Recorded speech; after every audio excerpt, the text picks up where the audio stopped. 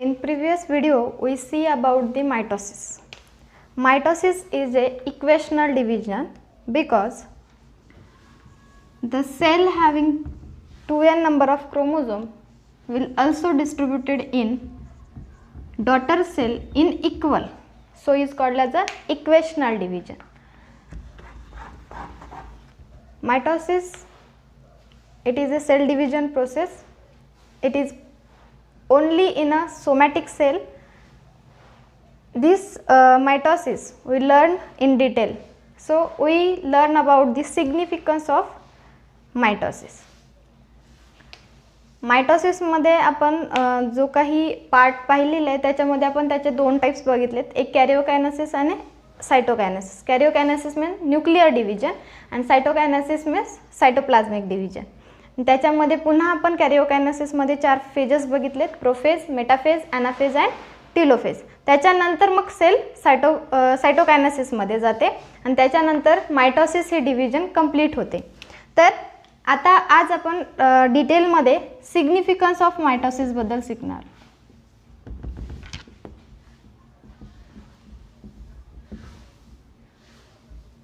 Significance of mitosis. मायटोसिसचा काय role आहे किंवा त्याचं काय इम्पॉर्टन्स आहे त्याच्याबद्दल आपण माहिती घेणार. Generally mitosis is a equational division. Equational division याचाच अर्थ आपण डिटेलमध्ये बघितला की जो काही पॅरेंट सेल आहे तो काय करतो, ज्यावेळेस डिव्हिजन करतो, सेल डिवाइड होतात किंवा डॉटर सेल फॉर्म करतो, त्यावेळेस जे काही पॅरेंट्स सेलमध्ये मटेरियल आहे सेम इक्वलमध्ये तो डॉटरला डिवाइड करतो किंवा ट्रान्सफर करतो, म्हणून त्याला आपण इक्वेशनल डिव्हिजन म्हणतो. ओके. त्याचबरोबर जे काही मटेरियल तो ट्रान्सफर करतोय त्याच्यामध्ये जेवढे काही क्रोमोझोम नंबर्स असतील, फॉर एक्झाम्पल जर डिप्लॉइड सेल असेल तर त्याच्या डॉटर सेलमध्ये पुन्हा डिप्लॉइडमध्येच क्रोमोझोम ट्रान्सफर होतात. जर हॅप्लॉइड असेल तर डॉटर सेलसुद्धा हॅप्लॉइड असतात. म्हणजेच काय, तर मायटोसिसमध्ये जनरली काय होतं, तर क्रोमोझोम नंबर जो आहे, क्रोमोझोम नंबर तो कॉन्स्टंट असतो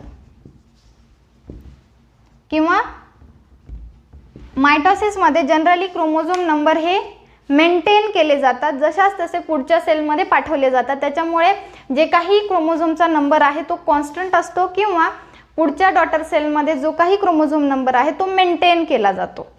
त्याच्यानंतर थर्ड वन जर सिग्निफिकन्स आपण बघितला तर जे काही न्यूक्लिओप्लाझम आहे किंवा सायटोप्लाझम आहे यांचं सुद्धा डिस्ट्रीब्युशन कसं होतं, इक्वल डिस्ट्रीब्युशन होतं.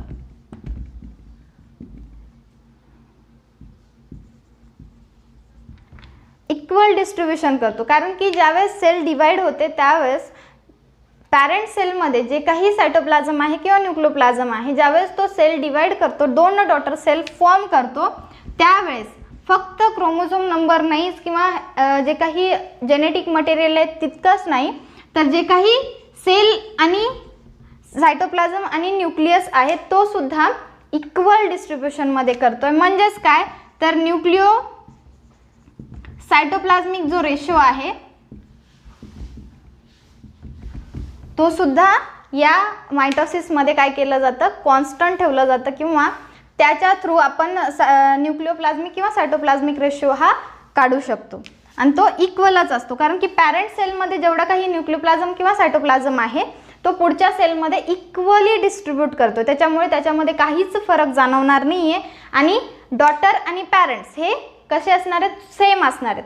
त्याच्यामुळे जो काही रेशिओ असणार आहे तो कॉन्स्टंट असणार आहे. त्याच्यानंतर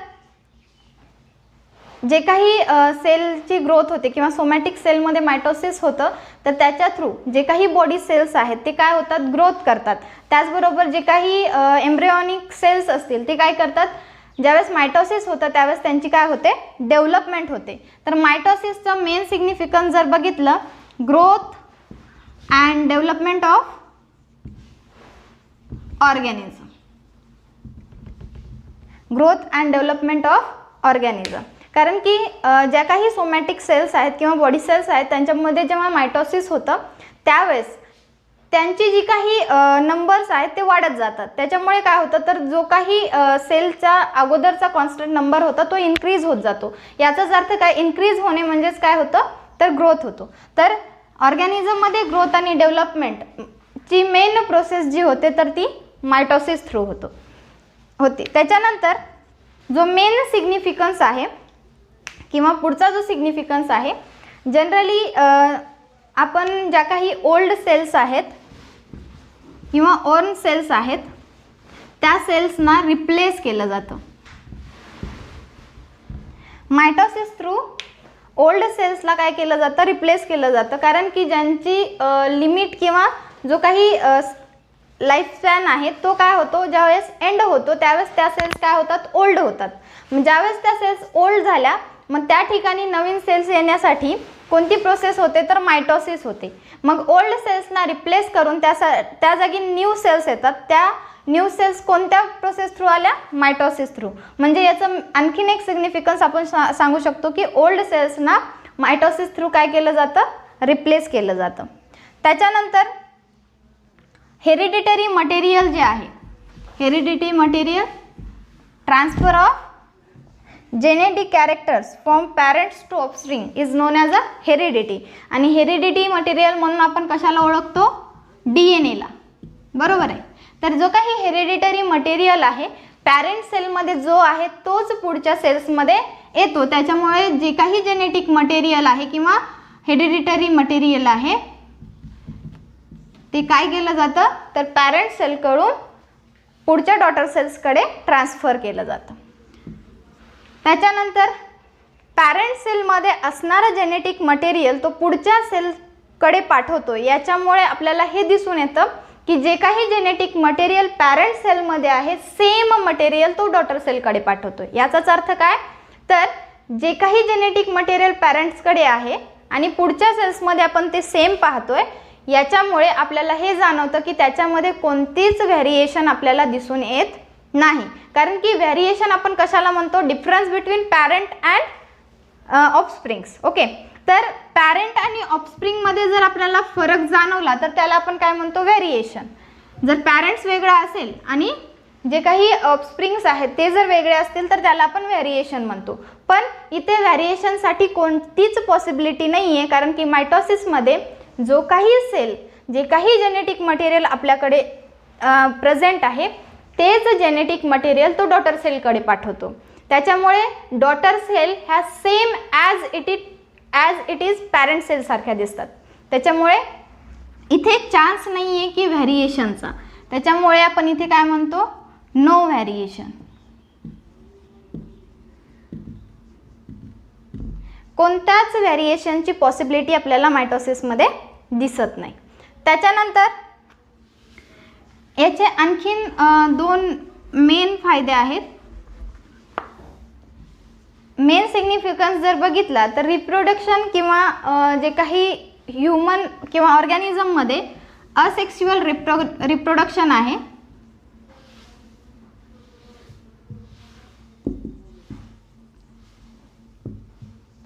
asexual reproduction in organism.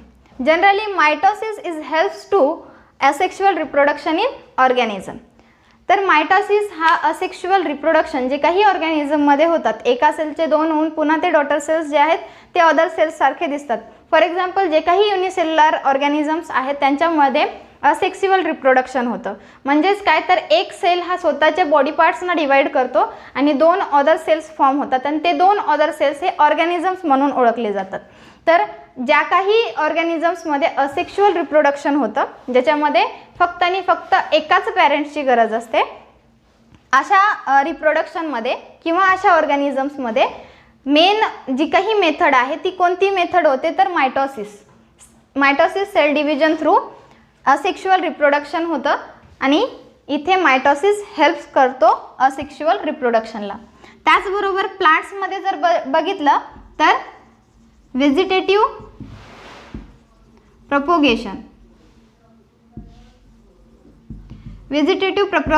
Propagation in plants, इथे सुद्धा मायटोसिस हेल्प करतो प्लांट्सना व्हेजिटेटिव्ह प्रपोगेशनसाठी. तर सर्वात मेन सिग्निफिकन्स जर आपण बघितले, अगोदरच्या प्रिव्हियस व्हिडिओमध्ये मी तुम्हाला काही सिग्निफिकन्स सांगितले होते, कारण की ते त्या डिव्हिजनशी रिलेटेड होते आणि आपण आज डिटेलमध्ये तेच आणि त्याच्या अदर जे काही सिग्निफिकन्स आहेत ते पाहतोय.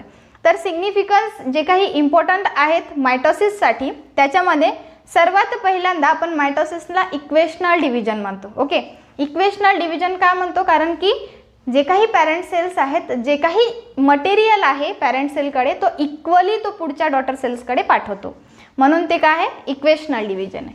सेकंड, जे काही पॅरेंट सेलमध्ये क्रोमोझोम्स आहेत तेच सेम क्रोमोझोम नंबर्स क्वालिटेटिव्ह आणि क्वांटिटेटिव्हली. ओके, क्वालिटी जी आहे तीच असते आणि क्वांटिटी मीन्स नंबर्स, जे काही नंबर्स आहेत तेच नंबर्स ते काय करतात? पुढे ट्रान्सफर करतात आणि ज्याच्यामुळे इक्वल क्रोमोझोम नंबर्स हे पुढच्या सेल्समध्ये जातात. याचाच अर्थ काय?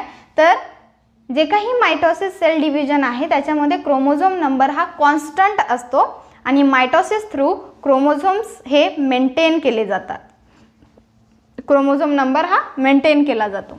त्याच्यानंतर न्यूक्लिओप्लाझम किंवा सायटोप्लाझम, ज्यावेळेस सेल डिवाइड होतो म्हणजे काय? तर मायटोसिस थ्रू पॅरेंट्स सेलपासून जेव्हा 2 डॉटर सेल्स फॉर्म होतात त्यावेळेस न्यूक्लिओप्लाझम आणि सायटोप्लाझम हे दोन्हीही इक्वली डिस्ट्रीब्यूट केले जातात आणि न्यूक्लिओसायटोप्लाझमिक रेशोसुद्धा हा सेम असतो. त्याच्यामुळे याच्यामध्ये सुद्धा क्वांटिटी आणि क्वालिटी जर बघितली तर ती सेम असते. कारण की न्यूक्लिओप्लाझम हा पॅरेंट्समध्ये जास्त आहे आणि डॉटरमध्ये कमी आहे असं होत नाही. तर जितका न्यूक्लिओप्लाझमची क्वांटिटी किंवा क्वालिटी जी आहे पॅरेंट सेलमध्ये, तीच क्वांटिटी आणि क्वालिटी ही पुढच्या 2 डॉटर सेलमध्ये असते, म्हणून त्याचा जो काही रेशो आहे तो सेम असतो आणि न्यूक्लिओप्लाझम आणि सायटोप्लाझम हे इक्वली डिस्ट्रीब्यूट केले जातात through the mitosis. Next, mitosis through ऑर्गॅनिझमची ग्रोथ आणि डेव्हलपमेंट होते. नेक्स्ट, जे काही सेल्स आहेत, ओल्ड सेल्स आहेत, ज्या सेल्सचा लाईफस्पॅन हा संपलेला आहे, त्या सेल्सना काढून त्याच्या ठिकाणी नवीन सेल्स तयार करण्याचं काम कुठून केलं जातं? तर मायटोसिस थ्रू केलं जातं. Through the mitosis replace of old cells and form the new cells. Next one, जे काही जेनेटिक मटेरियल पॅरेंट सेलमध्ये असतं, सेम जेनेटिक मटेरियल तो पुढच्या सेलमध्ये ट्रान्सफर करतो. जे काही heredity means transfer of genetic characters from parents to offspring is known as a heredity. तर हेरिडिटीमध्ये जेवढे काही जेनेटिक मटेरियल आहे ते पुढच्या सेलमध्ये ट्रान्सफर केलं जातं आणि ते जेनेटिक मटेरियल हे पॅरेंट सेलसारखं सेम असतं, त्याच्यामध्ये काहीच चेंज नसतो. No variation. मायटोसिस थ्रू कोणतंच व्हॅरिएशन आपल्याला दिसून येणार नाही, कारण की जे काही जेनेटिक मटेरियल पॅरेंट सेलकडे आहे सेम जेनेटिक मटेरियल तो पुढच्या डॉटर सेलकडे ट्रान्सफर करतो. याचाच अर्थ काय? तर जे काही डॉटर सेल असणार आहेत ते सेम कोणासारखे असतील? पॅरेंट सेलसारखे असतील. म्हणून आपण व्हॅरिएशन कशाला म्हणतो? Difference between parent and offspring. पण इथे आपल्याला कुठंतरी डिफरन्स दिसतोय का? नाही. कारण म्हणून जे काही जेनेटिक मटेरियल तो सेलकडे ट्रान्सफर करतो तो सेम करतो, त्याच्यामुळे दोन्ही डॉटर सेल हे पॅरेंट सेल सारखे दिसतात. त्याच्यामुळे तिथे कुठेच चान्स नाही आहे की तिथे आपल्याला व्हॅरिएशन दिसेल. म्हणून मायटोसिसमध्ये कधीच आपल्याला व्हेरिएशनची पॉसिबिलिटी दिसणार नाही किंवा चान्स नाही आहे. त्याच्यानंतर जे काही ऑर्गॅनिझम्स असेक्शुअल रिप्रोडक्शन करतात, ज्याच्यामध्ये पॅरेंट्स एकच असतो, अशा रिप्रोडक्शनमध्ये, अशा ऑर्गॅनिझममध्ये किंवा अशा रिप्रोडक्शन प्रोसेसमध्ये जी मेथड सेल डिव्हिजनची यूज होते ती आहे मायटोसिस आणि it is helpful for the asexual reproduction in organisms. Next one, in plants also mitosis is helps in vegetative propagation in plants also. Okay, तर जेवढ्या काही आपण सिग्निफिकन्स बघितलेले आहेत ह्या सगळ्या सिग्निफिकन्स ह्या मायटोसिसच्या आहेत आणि ह्या ज्या सिग्निफिकन्स आपण पाहतोय याच्यामध्ये फक्त एक लक्षात जर तुम्ही कन्सेप्ट ठेवली की जे काही सेल असतील, जो हॅप्लॉइड असेल किंवा डिप्लॉइड असेल, कारण की आपण अगोदरच सांगितलेलं होतं मायटोसिस ज्यावेळेस सेल डिव्हिजन करतो त्यावेळेस दोन्ही सेल्स थ्रू सेल डिव्हिजन होतं. तर कोणत्या 2 सेल्स? डिप्लॉइड पर आणि हॅप्लॉइड पण ज्यावेळेस हे डिप्लॉइड असतील किंवा हॅप्लॉइड असतील, ज्यावेळेस ते ट्रान्सफर करतात किंवा त्यांचं सेल डिव्हिजन होतं, पूर्ण प्रोसेस आपण शिकलेली आहे, कसं सेल डिव्हिजन होतं, काय काय चेंजेस होतात सेलमध्ये. तर त्याच्यामध्ये मेन जो पार्ट आहे तो लक्षात ठेवा. डिप्लॉइड सेल असेल तर त्यांचे जे काही डॉटर सेल फॉर्म होतील ते सुद्धा डिप्लॉइडच असतील, आणि हॅप्लॉइड सेल ज्यावेळेस डिवाइड होतील त्यावेळेस ते जे सेल्स फॉर्म करतील ते सुद्धा हॅप्लॉइडच असतील. ओके, पुढची जी कन्सेप्ट आहे ती आहे death of cell. Generally death of cell म्हणजे सेल डाय होणे, पण आपल्याला ज्यावेळेस आपण विचार करतो त्यावेळेस आपल्याला असं वाटतं की ज्यावेळेस आपल्या बॉडीमधल्या सेल्स ह्या डाय होतात त्या आपल्यासाठी हार्मफुल असतील. ओके, पण आपल्या बॉडीमध्ये दोन्ही प्रकारे, म्हणजे जे की आपल्यासाठी हार्मफुल आहे अशी पण कंडिशन आहे आणि जी की आपल्यासाठी यूजफुल आहे अशी पण कंडिशन आहे. ज्यावेळेस तुम्हाला ही कन्सेप्ट समजेल त्यावेळेस तुम्हाला हे दोन्ही जे काही कन्फ्युजन आहे ते क्लिअर होईल की डेथ ऑफ सेल हे आपल्यासाठी हार्मफुल आहे की यूजफुल आहे. त्याच्यामध्ये पण काही डिफरन्स आहे. तर ज्यावेळेस आपल्या बॉडीमध्ये जे काही सेल्स आहेत ते डाय होतात, फॉर एक्झाम्पल कोणत्या तरी कुठेतरी स्क्रॅच झाला किंवा कोणत्या तरी केमिकलमुळे आपल्या बॉडीवरती सेल्स ह्या डेड झाल्या, म्हणजे केमिकली किंवा स्क्रॅपमुळे आपल्या बॉडीवरती जर सेल्स डेड होत असतील तर हे आपल्यासाठी हार्मफुल आहे. ओके, कारण की याला नेक्रॉसिस म्हणतात. ज्यावेळेस सेल्स ह्या केमिकल थ्रू किंवा अदर सबस्टन्स थ्रू आपल्या बॉडीवरती स्क्रॅच आले आणि त्याच्यामुळे आपले जे काही बॉडी सेल्स आहेत ते जर डेड झाले तर ते आपल्यासाठी हार्मफुल असतं आणि तशा कंडिशनला आपण काय म्हणतो, नेक्रॉसिस म्हणतो. तर जनरली हे आपल्याकडून किंवा आपल्या चुकीमुळं किंवा आपल्याकडून घडणाऱ्या घटना थ्रू होतात. ओके, पण आपल्या बॉडीमध्ये सुद्धा अशी एक सिस्टीम आहे ज्याच्या थ्रू काय होतं तर आपल्या बॉडीमधले सेल्स हे स्वतः डाय होतात विथ केअरफुली कंट्रोल्ड. बिकॉज आपल्या बॉडीमध्ये ज्यावेळेस एम्ब्रियोनिक डेव्हलपमेंट होते, आपल्याला माहीत आहे ज्यावेळेस सेल हा किंवा एखादा ऑर्गॅनिझम फॉर्म होतो त्यावेळेस काय होतं तर मेल अँड फिमेल या दोन्हीचे, male gamete and female gamete ज्यावेळेस फ्यूज होतो त्यावेळेस झायगोट फॉर्म होतो. Okay, it is only one cell. या एका सेलपासून ह्युमन तयार होतो. ओके, म्हणजे काय, एका सेलपासून पूर्ण एक ऑर्गॅनिझम तयार होतं आहे. तर त्यावेळेस आपण काय बघतो तर हा जो सेल आहे ज्यावेळेस एम्ब्रियोनिक डेव्हलपमेंटल स्टेजेसमध्ये येतो त्यावेळेस खूप साऱ्या स्टेजेस त्याच्यामध्ये होतात. हा जो सेल आहे एकाचे 2, 2चे 4, पुन्हा एक बॉल लाईक स्ट्रक्चर तयार होतं. मग हा जो स्ट्रक्चर आहे याच्यामध्ये 3 टाईप्समध्ये आपण सेल्स पाहतो. ज्यावेळेस आपण एम्ब्रियोनिक डेव्हलपमेंट पार्ट बघू त्यावेळेस तुम्हाला ते समजेल. फक्त एवढं लक्षात ठेवा की एका सेलपासून एक ऑर्गॅनिझम फॉर्म होतो आहे, पण ज्यावेळेस एका सेलपासून एक पूर्ण ऑर्गॅनिझम तयार होतो आहे, सेल ही सर्क्युलर होती, बरोबर आहे, सर्कल शेपमध्ये एकच सेल होती. पण ज्यावेळेस आपण ऑर्गॅनिझम पाहतो त्यावेळेस तो ऑर्गॅनिझम एक विशिष्ट बॉडी शेपमध्ये तयार होतो. ज्यावेळेस तो विशिष्ट एका बॉडी शेपमध्ये तयार होतो याचा अर्थ या सर्क्युलर फॉर्ममधल्या स्ट्रक्चरमध्ये कुठेतरी चेंजेस आले आणि त्याच्यानंतर एका सेलला काय झालं, तो शेप भेटला. पण हा जो शेप भेटण्यासाठी त्या सेल्सला त्या पर्टिक्युलर पार्टमध्ये काय करावे लागले, सेल्स हे प्रोग्रामली डेड करावे लागले. म्हणजे स्पेसिफिक एक केअरफुली कंट्रोल्ड मॅनरमध्ये तो काय करतो, तो पर्टिक्युलर पार्ट हा किंवा सेल्स हे डेड करतो. फॉर एक्झाम्पल, जर समजा एका सेलपासून एक ऑर्गॅनिझम तयार होतोय. ओके, ज्यावेळेस ऑर्गॅनिझम तयार होतोय त्यावेळेस त्याचे जे काही बॉडी पार्ट्स तयार होतात ते जे बॉडी पार्ट्स आहेत त्याच्यामध्ये आपण फॉर एक्झाम्पल आपला हँड घेऊ. Okay, fingers. जर हा एक सेल जर बघितला तर तो जो सेल आहे तो काय होतोय, त्या सेलला ज्यावेळेस ऑर्गॅनिझम तयार करतो त्यावेळेस एक शेप देतोय. ज्यावेळेस आपल्या हँडचा शेप तयार होत असेल त्यावेळेस हा कसा असेल, एक बॉल लाईक स्ट्रक्चर असेल.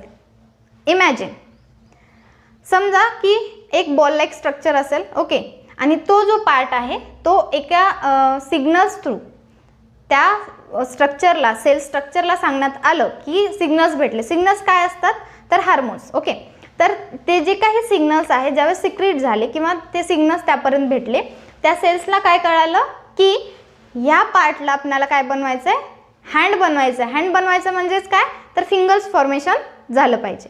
तर फिंगर्स फॉर्म करण्यासाठी जर समजा त्यांनी हँड्स फॉर्म केला, पाम तयार झाला, त्यावेळेस तो पाम जो आहे तो पूर्णपणे स्ट्रक्चर हा क्लोज्ड स्ट्रक्चरमध्ये तयार झाला.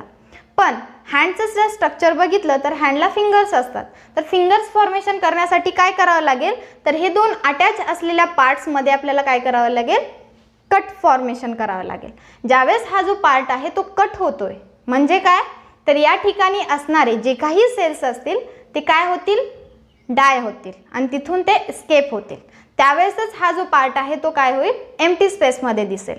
तर हा जो पार्ट एम्प्टी स्पेसमध्ये दिसतोय तो कशामुळे झाला, तर बॉडीमध्ये पर्टिक्युलर एम्ब्रियोनिक डेव्हलपमेंटमध्ये पर्टिक्युलर सिग्नल्स त्यापर्यंत पोहोचले, त्या सेल्सपर्यंत पोहोचले आणि त्या सेल्सनी काय केलं, त्या एक बॉल लाईक स्ट्रक्चर असलेल्या सेल्समध्ये एक पर्टिक्युलर शेपमध्ये स्ट्रक्चर फॉर्म केलं.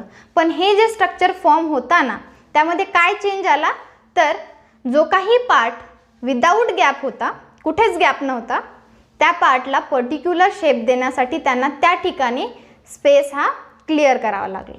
पण हा जो स्पेस आहे तो क्लिअर करण्यासाठी तिथे मिळालेल्या सिग्नल्सनुसार त्यांनी इथले जे सेल्स आहेत, हा जो पार्ट आपल्याला गॅप दिसतोय दोन फिंगर्समध्ये, तर इथे काय झालेलं आहे, सेल्स जे आहेत ते डेड झालेले आहेत किंवा डाय झालेले आहेत. हे कशामुळे, एका पर्टिक्युलर प्रोग्रामनुसार किंवा प्रोग्राम्ड सेल डेथ म्हणून याला ओळखलं जातं किंवा यालाच अपोप्टोसिस म्हणतात. याला काय म्हणतात, अपोप्टोसिस. अपोप्टोसिस हा आपल्यासाठी युजफुल पार्ट आहे, कारण की जर हँडनी काहीतरी कॅप्चर करायचे त्यावेळेस आपल्याला ग्रॅब करायचे, त्यावेळेस आपल्याला कशाची गरज आहे, फिंगर्सची गरज आहे आणि हा युजफुल आहे, बरोबर आहे. तर असे जे पार्ट्स आहेत आपल्या बॉडी पार्ट्स, त्याच्यामध्ये जे काही एक पर्टिक्युलर स्ट्रक्चर फॉर्म झाले किंवा एक पर्टिक्युलर शेप तयार झाला आहे, त्याच्यामध्ये त्या सेल्सनी काय केलेले, एका सिग्नल प्रोव्हाइड केला आणि त्या सिग्नलनुसार तिथले सेल्स हे डाय झाले. पण ते आपल्या बॉडीसाठी हार्मफुल नाही आहेत. तर त्या कंडिशनला आपण काय म्हणतो, अपोप्टोसिस. जनरली याच्यामध्ये तुम्ही हे बेस्ट एक्झाम्पल आहे लक्षात ठेवण्यासाठी की पर्टिक्युलर जे स्ट्रक्चर आहे किंवा आपल्या बॉडी पार्ट्समध्ये जे काही पर्टिक्युलर शेप फॉर्म होतात, ओके, तर त्यावेळेस तो जो शेप फॉर्म होण्यासाठी जिथे जिथे गॅप्स स्ट्रक्चर फॉर्म झालेले आहेत तिथले सेल्स काय झालेले आहेत, डाय झालेले आहेत. ओके, फॉर एक्झाम्पल जर इमॅजिनेशन जर तुम्ही करायचं म्हणलात, तर जर झायगोट हा सर्क्युलर फॉर्ममध्ये होता तर ऑर्गॅनिझमसुद्धा सर्क्युलर फॉर्ममध्ये तयार झाला असता. पण असं न होता आपल्याला हा पर्टिक्युलर शेपमध्ये दिसतोय. एक पर्टिक्युलर जो काही शेप जो ऑर्गॅनिझमला येतो, तो जो शेप आहे तो या एम्ब्रियॉनिक डेव्हलपमेंटमध्ये होणाऱ्या प्रोग्राम्ड सेल डेथ किंवा सेल्युलर सुसाईड याच्या थ्रू त्या सेल्समध्ये काय होतं, तर ते पर्टिक्युलर सेल हे केअरफुली कंट्रोल्ड करून डाय केले जातात. आणि हे आपल्या बॉडीमधील एक कन्सेप्ट आहे किंवा एक सिस्टीम आहे, त्याला आपण अपोप्टोसिस म्हणतो. नेक्रोसिस हा आपल्या बॉडीसाठी हार्मफुल आहे, जो की मॅन्युअली किंवा आपण ज्यावेळेस एखादा सबस्टन्स केमिकल्स किंवा स्क्रॅप थ्रू आपल्याला काय होतं, डॅमेज होतो आणि तिथले सेल्स हे डाय होतात, बरोबर आहे. त्यावेळेस डाय होणे आणि ते आपल्यासाठी हार्मफुल आहे, त्याला आपण नेक्रोसिस म्हणतो, जे आपल्या बॉडीसाठी हार्मफुल आहे. फॉर एक्झाम्पल मी सांगितलं केमिकल्स थ्रू किंवा स्क्रॅप थ्रू होणे, त्याला आपण नेक्रोसिस म्हणतो. पण अपोप्टोसिस हा सुद्धा डेथ ऑफ सेलचाच पार्ट आहे. तिथे सुद्धा काय होतं, सेल हे डेड होतात, ओके, डाय होतात. पण ही जी कन्सेप्ट आहे ती एक प्रोग्राम्ड सेल डेथ म्हणून किंवा केअरफुली कंट्रोल्ड सेल डेथ म्हणून किंवा सेल्युलर सुसाईड म्हणून ओळखली जाते अपोप्टोसिस, आणि ही आपल्यासाठी युजफुल आहे. ओके, तर डेथ ऑफ सेलमध्ये दोन आहेत, एक युजफुल आणि हार्मफुल. पण जनरली हार्मफुल पार्ट जो आहे तो आपल्याला सहजरित्या कळेल, पण त्याला आपण काय म्हणतो, नेक्रोसिस म्हणतो. ओके, पण जो अपोप्टोसिस आहे तो मात्र आपल्यासाठी युजफुल आहे. आणि याच्यासाठी बेस्ट एक्झाम्पल जे आहे ते मी तुम्हाला एम्ब्रियोनिक डेव्हलपमेंटमध्ये हँड फॉर्मेशनमध्ये जो काही आपल्याला फिंगर्स फॉर्म झालेले आहेत, ओके, फिंगर्समध्ये जो काही गॅप तुम्हाला दिसतोय, हा गॅप म्हणजेच काय, तर येथे पर्टिक्युलर जो काही विदाऊट गॅपने सेल पॅक होते तिथे सेल डेड झाले आणि तिथे आपल्याला गॅप दिसला.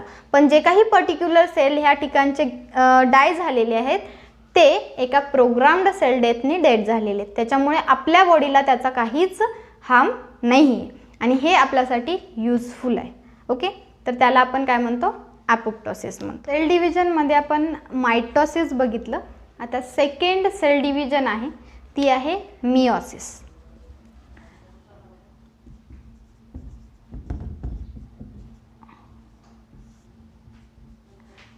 मिओसिस ही सुद्धा एक सेल डिव्हिजनची प्रोसेस आहे, सेकंड सेल डिव्हिजन. जसं मायटोसिस बघितलं आपण सोमॅटिक सेलमध्ये. ओके, मायटोसिस कोणत्या सेल्समध्ये होतं, सोमॅटिक सेलमध्ये होतं. तसं मिओसिस हे जर्म सेल किंवा त्याला आपण रिप्रोडक्टिव्ह सेल म्हणून सुद्धा ओळखतो. तर मायटोसिस हे सोमॅटिक सेलमध्ये होतं, तर मिओसिस हे जर्म सेल किंवा रिप्रोडक्टिव्ह सेल म्हणून आपण ज्या सेल्सला ओळखतो त्यामध्ये होतं. जसं की स्पर्म आहे, ओव्हम आहे, ओव्ह आहे. ज्यावेळेस तुम्ही गॅमेट फॉर्मेशन शिकाल त्यावेळेस तुम्हाला लक्षात येईल की स्पर्मॅटोजेनेसिस आणि oogenesis प्रोसेसमध्ये तुम्हाला मिओसिस ही कन्सेप्टसुद्धा दिसेल. तर जे काही जर्म सेल्स आहेत किंवा रिप्रोडक्टिव्ह सेल्स आहेत त्या सेल्समध्ये काय होतं, मिओसिस हे सेल डिव्हिजन होतं. आणि जनरली मिओसिस हा टर्म कोणी इंट्रोड्यूस केला आहे तर J.B. फॉर्मर इन 1905 मध्ये. तर मिओसिस हा टर्म J.B. फॉर्मर यांनी 1905 मध्ये त्यांनी सांगितलेले.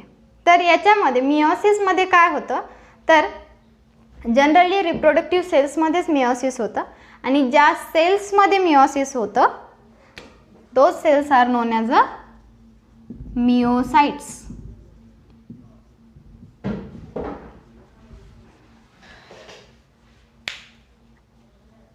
एक ज्या सेल्समध्ये फक्त मिओसिस सेल डिव्हिजन होते त्याला आपण काय म्हणतो, मिओसाइट्स म्हणतो. आणि मिओसिस ही फक्त रिप्रोडक्टिव्ह सेल आणि जर्म सेल्समध्ये आपल्याला दिसून येते. दोन्हीचा मीनिंग एकच आहे.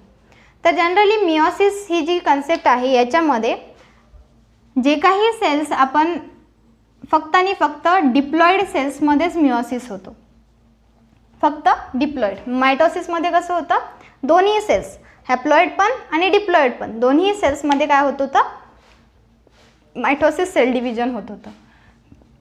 पण मिओसिसमध्ये फक्त डिप्लॉइड सेल्समध्येच काय होतं, मिओसिस सेल डिव्हिजन होतं. तर जनरली ज्या सेल्स आहेत मिओसिसमध्ये त्या सेल्समध्ये ज्यावेळेस आपण पाहतो त्यावेळेस ज्यावेळेस सेल्स फॉर्म होतात किंवा डॉटर सेल फॉर्म होतात त्यावेळेस मात्र जे काही जेनेटिक मटेरियल आहे किंवा जे काही सेल्समध्ये मटेरियल आहे ते काय होतं, हाफ होतं. ज्या पुढच्या सेल्समध्ये डॉटर सेल्समध्ये ज्यावेळेस ते जातात त्यावेळेस ते काय होतात, हाफ ट्रान्सफर करतात. म्हणून मिओसिसला रिडक्शनल डिव्हिजन म्हणून ओळखलं जातं. आपण मायटोसिस बघितलं. मायटोसिसमध्ये काय होतं, दोन्ही ज्यावेळेस parent cell daughter cells form करतो त्यावेळेस इक्वली डिस्ट्रीब्यूट करतो, बरोबर आहे. जे काही मटेरियल पॅरेंटमध्ये आहे सेम मटेरियल हे डॉटर्समध्ये असतं, तर आपण त्याला काय म्हणलं, इक्वेशनल डिव्हिजन. पण मिओसिसमध्ये काय होतं तर जे काही पॅरेंट सेलमध्ये मटेरियल आहे ते जे मटेरियल आहे ज्यावेळेस डॉटर सेल्स फॉर्म होतात त्यावेळेस मात्र तो काय करतोय, हाफली ट्रान्सफर करतोय. म्हणजे जे काही मटेरियल आहे ते हाफ डॉटर सेलमध्ये जातं म्हणून त्याला रिडक्शन होतं. जे काही मटेरियल आहे ते रिडक्शन होतं म्हणून आपण त्याला काय म्हणतो, रिडक्शनल डिव्हिजन. तर मिओसिस ही जी प्रोसेस आहे याच्यामध्ये जनरली दोन सबटाइप्स आहेत. तर आपण मायटोसिसमध्ये बघितलं 2 डॉटर सेल्स फॉर्म होतात, पण मिओसिसमध्ये मात्र 4 डॉटर सेल्स फॉर्म होतात. तर याचे 2 सबटाइप्स कोणते आहेत,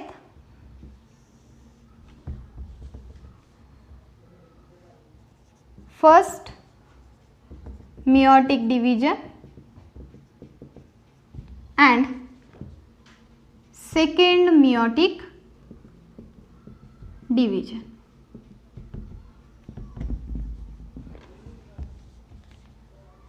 ज्यावेळेस आपण मायटोसिस बघतो त्यावेळेस जी काही सेल्स आहे ती फक्त 2 डॉटर सेल्स फॉर्म करते. ओके, आणि ते पण इक्वली डिस्ट्रीब्युटेड. पण मिओसिसमध्ये ज्यावेळेस सेल जी आहे, जी काही जर्म सेल आहे किंवा रिप्रोडक्टिव्ह सेल आहे, ज्यावेळेस सेल डिव्हिजन करते त्यावेळेस फर्स्टली ज्यावेळेस फॉर्म होतो त्यावेळेस 2 डॉटर सेल्स तयार होतात आणि ह्या ज्या 2 डॉटर सेल्स आहेत त्या फर्स्ट मिओटिक डिव्हिजन थ्रू फॉर्म होतात. म्हणजे इथून एवढी जी प्रोसेस आहे ती फर्स्ट मिओटिक डिव्हिजन आहे. त्याच्यानंतर हे जे 2 सेल्स फॉर्म झाले आहेत ते 2 सेल्स पुन्हा काय करतात, तर प्रत्येक सेल पुन्हा 2-2 सेल्स फॉर्म करतो.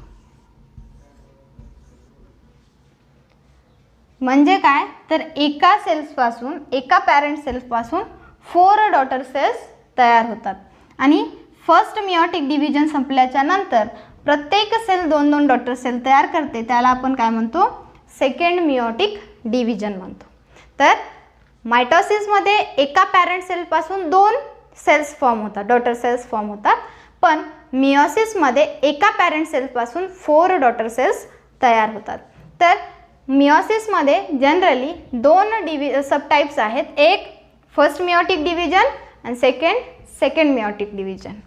तर फर्स्ट मिओटिक डिव्हिजन जो आहे त्याला आपण म्हणतो हेट्रोटायपिक डिव्हिजन, हेट्रोटायपिक डिव्हिजन. आणि सेकंड जो आहे त्याला आपण म्हणतो होमोटायपिक डिव्हिजन.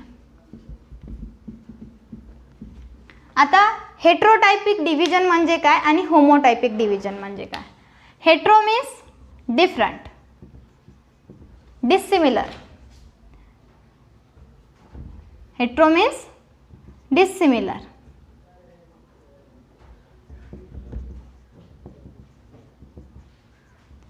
हेट्रो मीन्स डिसिमिलर म्हणजे एकसारखे नसणारे. म्हणजे काय, तर फर्स्ट मिओटिक डिव्हिजनमध्ये काय होतं, तर हेट्रोटायपिक डिव्हिजन होतं. तर आपण काय सांगितलं की मिओटिक जे काही डिव्हिजन आहे त्याच्यामध्ये जनरली फक्त डिप्लॉइड सेल्समध्ये काय होतं, सेल डिव्हिजन होतं. फॉर एक्झाम्पल समजा हा रिप्रोडक्टिव्ह सेल आहे जो की डिप्लॉइड आहे. याच्यामध्ये जर फर्स्ट मिओटिक डिव्हिजन झालं, म्हणजे फर्स्ट मिओटिक डिव्हिजन झालं तर तो 2 डॉटर सेल्स तयार करतोय. 2 डॉटर सेल्स तयार करतोय त्यावेळेस जे काही मटेरियल आहे ते काय करतोय, रिड्यूस करतोय, रिडक्शन करतोय. ओके, म्हणून आपण त्याला रिडक्शनल डिव्हिजन म्हणतो. तर जे काही डिप्लॉइड होते त्याच्यापासून फर्स्ट मिओटिक डिव्हिजनमध्ये जे काही डॉटर सेल्स फॉर्म झाले ते काय फॉर्म करतायत, हॅप्लॉइड सेल्स फॉर्म करतात. हॅप्लॉइड सेल्स फॉर्म करतायत म्हणजेच काय, तर जे काही डिप्लॉइड सेल आहे, पॅरेंट सेल आहे, तो डॉटर सेल्स फॉर्म करताना त्यावेळेस तो काय करतोय, हाफ जे काही मटेरियल आहे ते हाफ ऑफ डिस्ट्रीब्यूट करतोय. म्हणून त्याच्यामुळे काय होईल, डिप्लॉइड सेल्सपासून डॉटर सेल्स हे हॅप्लॉइड फॉर्म होतील. तर इथे बघा, जो काही पॅरेंट सेल आहे तो सिमिलर आहे का डॉटर सेलसोबत, नाही. तर डॉटर सेल्स ह्या डिफरंट दिसतात आणि पॅरेंट सेलसुद्धा डिफरंट आहे. याच्यामध्ये कुठेच सिमिलॅरिटी आपल्याला दिसत नाही. म्हणजेच काय, तर पॅरेंट सेल हा डिप्लॉइड आहे तर डॉटर सेल्स कशा आहेत, हॅप्लॉइड आहेत. म्हणजे पॅरेंट्स आणि ऑफस्प्रिंग किंवा डॉटर सेल्स ह्या डिसिमिलर आहेत.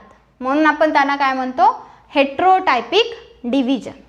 ओके, फर्स्ट मिओटिक डिव्हिजनला आपण हेट्रोटायपिक डिव्हिजन का म्हणतोय, कारण की पॅरेंट सेल आणि डॉटर सेल या काय होतात, डिसिमिलर असतात.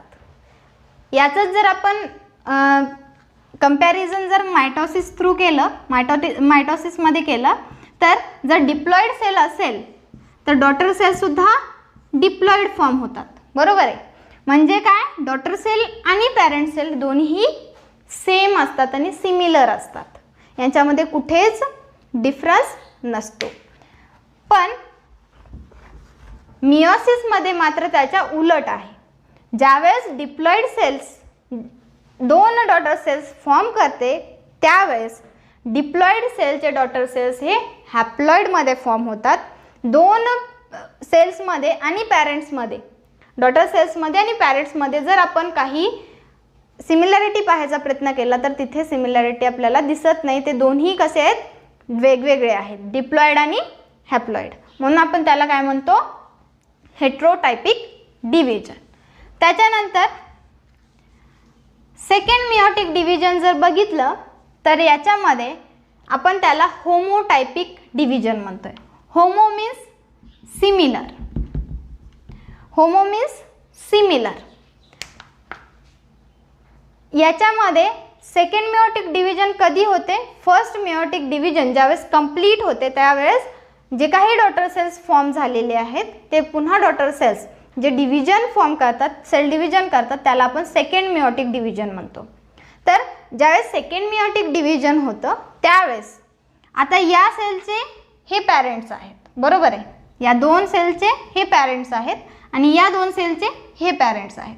ज्यावेळेस सेकंड मियोटिक डिव्हिजन होतं म्हणजे फर्स्ट मियोटिक डिव्हिजन संपल्याच्या नंतर जे डॉटर सेल्स आहेत ते सेकंड मियोटिक डिव्हिजन करतात.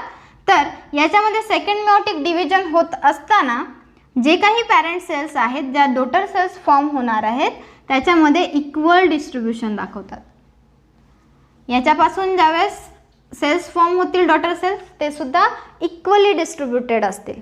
म्हणजे सेकंड मियोटिक डिव्हिजन ही मायटोसिस सारखी सिमिलर आहे.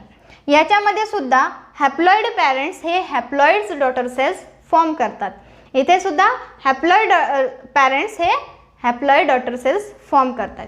जे काही मटेरियल आहे, जेनेटिक मटेरियल असेल किंवा जे काही सेल्समध्ये मटेरियल आहे तो इक्वली डिस्ट्रीब्यूट करतो. याच्यामुळे आपल्याला काय दिसून येतं तर हे जे सेल्स आहेत ते काय फॉर्म करतात, एक जे काही सेल्स फॉर्म करणार आहेत ते सिमिलर सेल्समध्ये फॉर्म करणार.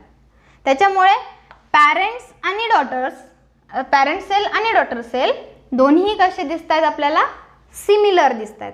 म्हणून आपण जो सेकंड मियोटिक डिव्हिजन आहे त्याला मात्र काय म्हणतो, होमोटायपिक डिव्हिजन म्हणतो. ओके, डिटेलमध्ये आपल्याला पाहायचंच आहे.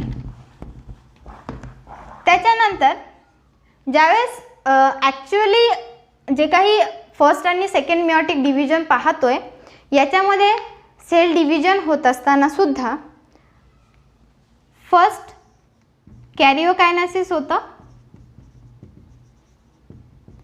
आणि सेकंड टाइम सायटोकायनेसिस होतं. हे झालं फर्स्ट मियोटिक डिव्हिजनमध्ये.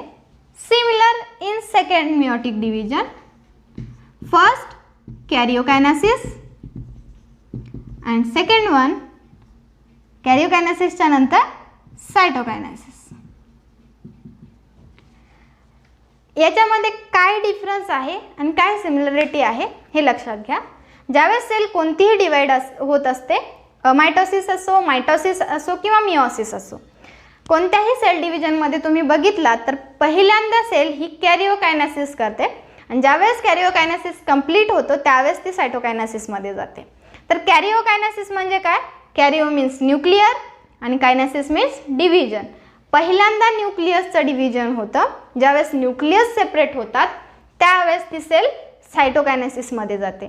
मग सायटोकायनेसिसमध्ये काय होतं, cyto means cytoplasm, कायनेसिस means division.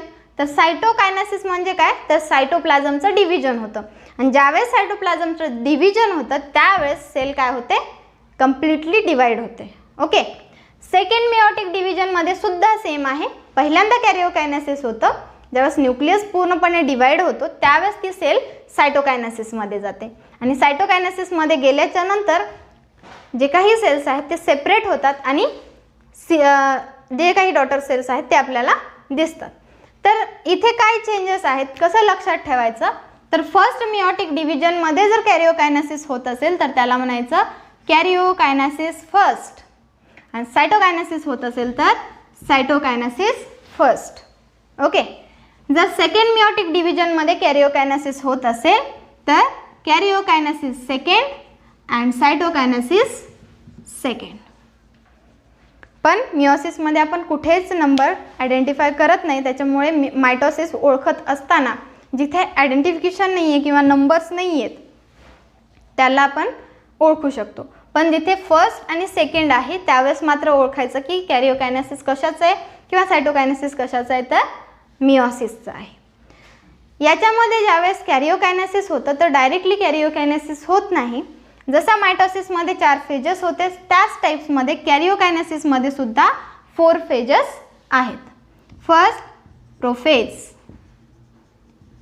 Second metaphase, third anaphase and fourth one is a telophase. ज्यावेळेस कॅरिओकायनेसिस आपण मायटोसिस तर पूर्ण डिटेलमध्ये शिकलेलंच आहे, पण त्याच्यामध्ये जशा फेजेस होत्या सेम तशाच आहेत, पण याच्यामध्ये सुद्धा काही चेंजेस आहेत. तर कॅरिओकायनेसिस होत असताना ज्यावेळेस कॅरिओकायनेसिस होतं त्यावेळेस 4 फेजेसमधून सेल हा कॅरिओकायनेसिस कंप्लीट करून सायटोकायनेसिसकडे जातो. तसंच कॅरिओकायनेसिस सेकंडमध्ये सुद्धा 4 फेजेस आहेत. Prophase, metaphase, anaphase and last one telophase. तर याच्यामध्ये सुद्धा दोन्ही सिमिलर फेजेस दिसतात. मग याच्या सुद्धा आयडेंटिफिकेशनसाठी आपण काय करतो, फर्स्ट कॅरिओकायनेसिस मधल्या फेजेसना आपण prophase first, metaphase first, anaphase first and telophase first असं आयडेंटिफाय करतो. आणि कॅरिओकायनेसिस सेकंड म्हणजे सेकंड मिओटिक डिव्हिजनमध्ये कॅरिओकायनेसिस होत असेल आणि कॅरिओकायनेसिसमधले जे काही फेजेस आहेत त्यांना सुद्धा आयडेंटिफाय करण्यासाठी आपण काय करतो, prophase second, metaphase second, anaphase second and telophase second. तर जनरली प्रत्येक डिव्हिजनमध्ये सेम फेजेस आहेत, पण त्यांचं जे काही आयडेंटिफिकेशन आहे त्या आयडेंटिफिकेशनसाठी आपण काय करतो, त्यांना नंबर्स देतोय. तर फर्स्टली ज्यावेळेस फर्स्ट मिओटिक डिव्हिजन होतं त्यावेळेस सर्वात पहिल्यांदा सेल कॅरिओकायनेसिसमध्ये येते पूर्ण इंटरफेज कंप्लीट करून, म्हणजे G1, S आणि G2 हे तिन्ही इंटरफेजचे फेजेस कंप्लीट करून ज्यावेळेस पूर्ण प्रिपरेटरी मटेरियल फॉर्म करते त्यावेळेस ती जे जर्म सेल असेल तर कोणत्या डिव्हिजनमध्ये येईल, मिओसिसमध्ये येईल. मिओसिसमध्ये आल्याच्या नंतर ती फर्स्ट मिओटिक डिव्हिजनमध्ये जाईल आणि ज्यावेळेस फर्स्ट मिओटिक डिव्हिजनमध्ये सर्वात पहिल्यांदा काय होतं, कॅरिओकायनेसिस होतं. कॅरिओकायनेसिस म्हणजेच न्यूक्लिअर डिव्हिजन आणि न्यूक्लिअर डिव्हिजनमध्ये सर्वात पहिल्यांदा ती प्रोफेजमध्ये जाते. आणि आपल्याला माहीत आहे प्रोफेजमध्ये काय होतं तर न्यूक्लिअर मेम्ब्रेन किंवा न्यूक्लिओलस किंवा क्रोमॅटिन फायबर कंडेन्स्ड होतो. न्यूक्लिअर मेम्ब्रेन आणि न्यूक्लिओस हा डिसअपियर होतो. ओके, आपल्याला डिटेलमध्ये पाहायचं आहे, फक्त इंट्रोडक्टरी म्हणून लक्ष द्या. प्रोफेज फर्स्टमध्ये मायटोसिसमध्ये सिम्पली आपण ते दाखवलं की न्यूक्लिअर मेम्ब्रेन किंवा न्यूक्लिओलस हा डिसअपियर होतो. ओके, त्याच्यात सिम्पली किंवा इझिली होतं. पण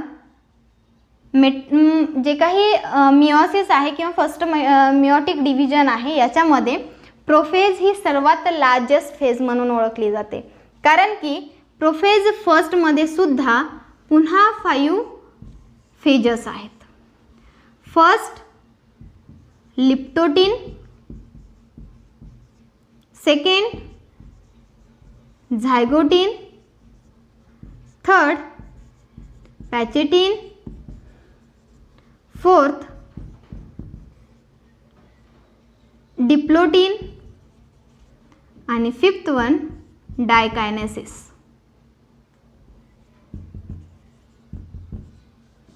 तर ज्यावेळेस सेल कॅरिओकायनेसिसमध्ये येते त्यावेळेस ती सेल सर्वात पहिल्यांदा प्रोफेज फर्स्टमध्ये जाईल. तर प्रोफेज फर्स्ट ही लार्जेस्ट फेज म्हणून ओळखली जाते, कारण की याच्यामध्ये 5 फेजेस आहेत, लिप्टोटिन, झायगोटिन, पॅचेटिन, डिप्लोटिन आणि डायकायनेसिस. या 5 फेजेस कंप्लीट झाल्याच्या नंतर प्रोफेज फर्स्ट कंप्लीट होतो. आणि प्रोफेज फर्स्टमध्ये जसं न्यूक्लिअर मेम्ब्रेन हा डिसअपियर होतो, न्यूक्लिओलस डिसअपियर होतो, क्रोमॅटिन फायबर जे आहे ते कंडेन्स्ड फॉर्ममध्ये होतं. या ज्या काही चेंजेस आहेत त्या चेंजेस ह्या पूर्ण 5 फेजेस कंप्लीट झाल्याच्या नंतर होतात. मग या 5 फेजेस कंप्लीट झाल्याच्या नंतर प्रोफेज फर्स्ट हा कंप्लीट होतो. प्रोफेज फर्स्ट कंप्लीट झाल्याच्या नंतर सेल मेटाफेजमध्ये येते, म्हणजे इक्वेटोरियल प्लेनमध्ये ते अरेंज होतात. मेटाफेजच्या फर्स्टच्या नंतर ती ॲनाफेज फर्स्टमध्ये येते. ॲनाफेज फर्स्टमध्ये जे काही स्पिंडल फायबर आहे ते अपोजिट पोलकडे अट्रॅक्ट केलं जातं आणि ते स्प्लिट होतात. ॲनाफेज कंप्लीट झाल्याच्या नंतर तो टिलोफेजमध्ये येतो. ज्यावेळेस टिलोफेजमध्ये येतो त्यावेळेस न्यूक्लिअर मेम्ब्रेन हा अपियर होतो, न्यूक्लियोलस अपियर होतो, क्रोमॅटिन फायबर जे काही आहे ते कंडेन्स्ड फॉर्ममध्ये होतं, सेंट्रिओल जे आहे त्या अपोजिट साईडला असणारे ते स्पिंडल फायबर जे आहेत ते डिसअपियर होतात आणि न्यूक्लियोलस हा न्यूक्लियस हा पूर्णपणे दिसायला लागतो. मग हा टिलोफेज कंप्लीट होतो म्हणजेच कॅरिओकायनेसिस फर्स्ट कंप्लीट होतो. याच्यामध्ये टिलोफेजमध्ये न्यूक्लिअर डिव्हिजन हे कंप्लीट होतं. न्यूक्लिअर डिव्हिजन कंप्लीट झाल्याच्या नंतर सेल कुठे जाते? सायटोकायनेसिस फर्स्टमध्ये जाते. तर सायटोकायनेसिस फर्स्टमध्ये सेल हे डिवाइड होतात. ओके, सायटोप्लाझम डिवाइड होऊन 2 सेल्स हे डिवाइड होतात. पण इथे मात्र सायटोकायनेसिस जी आहे इथे एक इंटरफेज म्हणून ओळखलं जातं, कारण की इथून सेल कुठे जाणार आहे? सेकंड मिओटिक डिव्हिजनमध्ये जाणार आहे. पण या सेलचं डिव्हिजन होण्यासाठी पहिल्यांदा जी काही सेल मिओसिसमध्ये आली ती इंटरफेज कंप्लीट करून आली होती.